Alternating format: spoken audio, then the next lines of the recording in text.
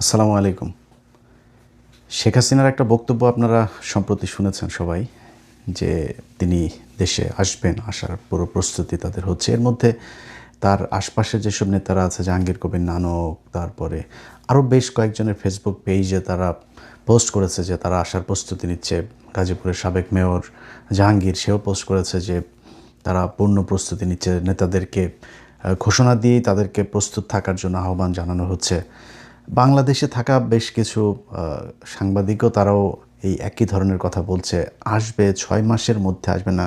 গোলাম ময়লা রনি সে নিজেই করেছে, শেখ হাসিনা আসবে, তবে 6 মাসের মধ্যে না, 6 মাসের পরে আর কি আসছে। তো আমার কাছে বেশ কয়েকজনের সাথে এই বিষয়টা নিয়ে কথা হয়েছে। আমার একজন, আমি নাম বলছি না, যে কোনো একজন খেলোয়াড়, আপনারা হয়তো বুঝে যাবেন, তিনি তার এক ঘনিষ্ঠ একজনের কাছে তিনি বলেছেন যে হঠাৎ করে তিনি আওয়ামী লীগের প্রতি এত, মানে প্রকাশ্যে আওয়ামী লীগের কথা বলছেন কেন, যে তিনি আওয়ামী লীগ করেন। আপনারা জানেন যে কে বলেছেন।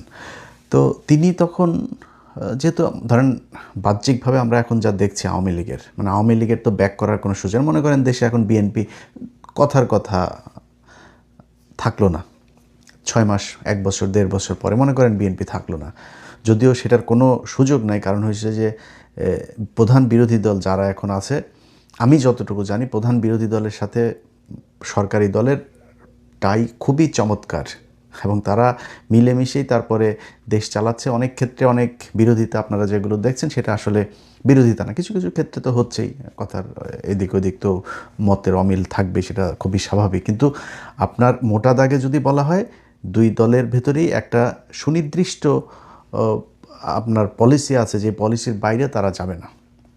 অতএব বিএনপিকে সরানোর সুযোগ প্রধান বিরোধী দল যেহেতু সেটা চায় না, সো অন্য কেউ এসে তারপরে এই মুহূর্তে একটা আন্দোলন করে বা বিশাল কিছু করে তারপরে বিএনপি ক্ষমতা থেকে চলে যাবে, এই সুযোগটা আমার মনে হয় নাই। তো সেক্ষেত্রে মনে করেন কথার কথা, বিএনপি থাকবে না 6 মাস, 1 বছর, 1.5 বছর পরে, তাহলে হোয়াট ইজ নেক্সট?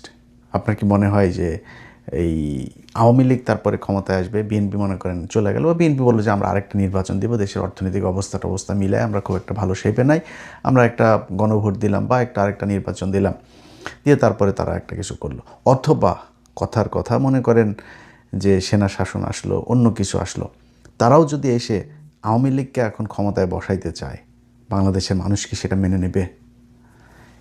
অনেক বিরোধিতা আছে। মনে করেন আমি ডক্টর ইউনূসের অনেক কিছুতে আমি খুবই কষ্ট পেয়েছি, ও খুবই তাকে আমরা সবাই চেয়েছি 5 বছর, 10 বছর, 20 বছর সে থাক। আমি নিজে বলেছি, কয়েকবার বলেছি, সেই ব্যক্তি শেষ সময় পর্যন্ত এসে যত দিন যাচ্ছিল তত মনে হচ্ছিল যে এই কাজগুলো হচ্ছে না।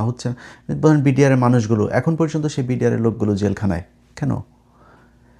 আলেমদের অনেকে এখন পর্যন্ত জেলখানায় কেন? এই কাজগুলোতে শেষ করে দিয়ে যায় নাই। অতএব এগুলো যত দিন যাচ্ছিল তার প্রতি আমাদের মানে আস্থা তত বেশি সংকট তৈরি হচ্ছিল। তো এই কাজগুলো হচ্ছিল। তারপরেও মনে করেন ডক্টর ইউনূসের সাথে আমি তার পছন্দ করি না এখন, কিন্তু শেখ হাসিনার প্রশ্নে কি ডক্টর ইউনূস আর আমার মধ্যে কোনো পার্থক্য আছে? আমি একই জিনিস চাই। আমি বিএনপির এখন অনেক কিছু দেখতে পারি না, বাট বিএনপি জামাতের মনে করেন অনেক কিছু দেখতে পারে না, কিন্তু শেখ হাসিনার প্রশ্নে বাংলাদেশের মানুষ এক, এটা কিন্তু আপনাকে আবার বুঝতে হবে। এনসিপি যত কিছুই করুক, যত ধান্দাবাজি চান্দাবাজি যত কিছুই করুক, পাশার চামড়া যে লাল হয়ে যাবে যদি আসে, আপনার এই আওয়ামী লীগ ব্যাক করে, সেটা কিন্তু তারা ঠিকই বোঝে। অতএব এরকম কোনো কিছু হলে সবাই এক হয়ে যাবে। সো সেই সুযোগটা নাই। তারপরেও কিছু একটা হচ্ছে, যে কারণে সব দিক থেকে আওয়াজটা একই রকম হচ্ছে।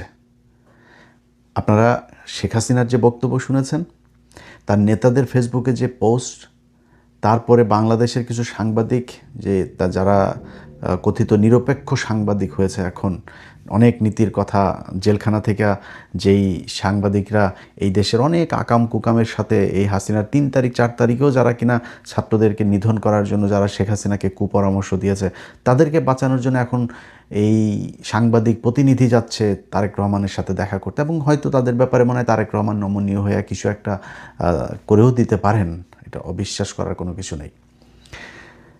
অন্যদিকে যারা বিচারক আছেন বা অ্যাটর্নি জেনারেল সহ আরও এই সরকারের যত চেয়ারগুলো আছে এই আইন মন্ত্রণালয়টা দেখার বা জামিন টামিনগুলো দেখার, এরা তো এদের মতো মানে এরা নিজের মারেও বেচা দিতে পারবে।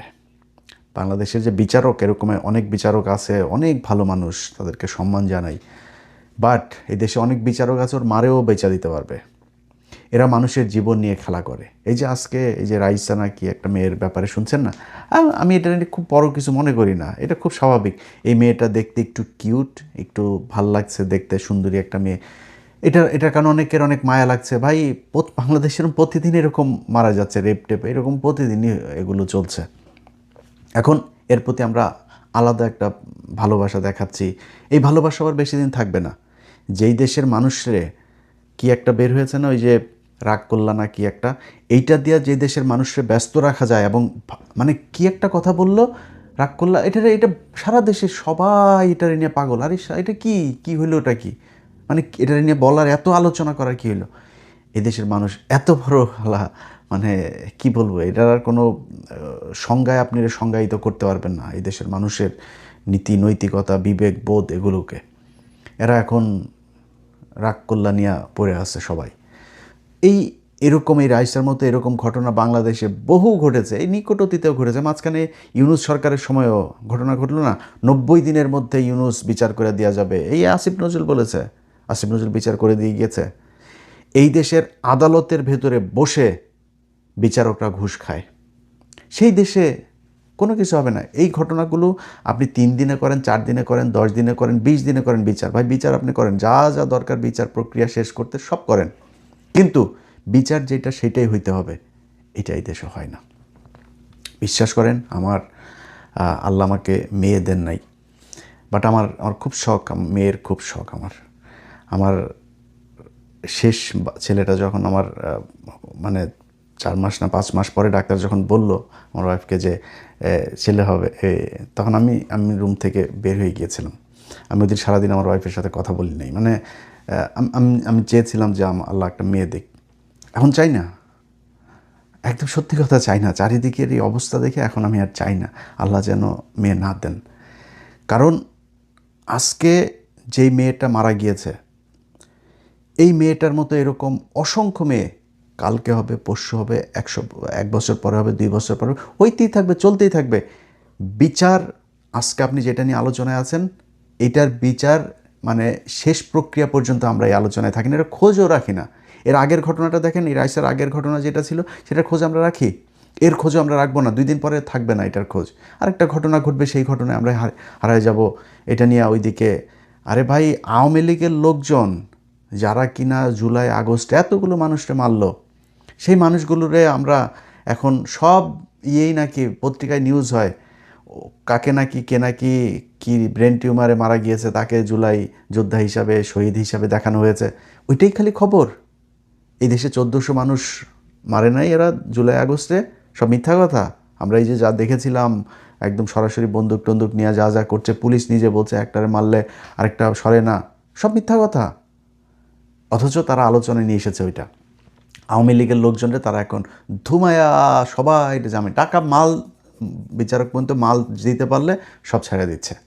যদি বিচারক নাও দেয়, তার উপরের এক জায়গায় গেলে সেখানে মনে করেন কোনো এক মন্ত্রীরে ধরতে পারলে তারে দিয়ে যাচ্ছে, বিএনপির এক নেতারে ধরতে পারলে তার কাজ হয়ে যাচ্ছে। কোনো বিচার কোনো কিছু এই দেশে নাই।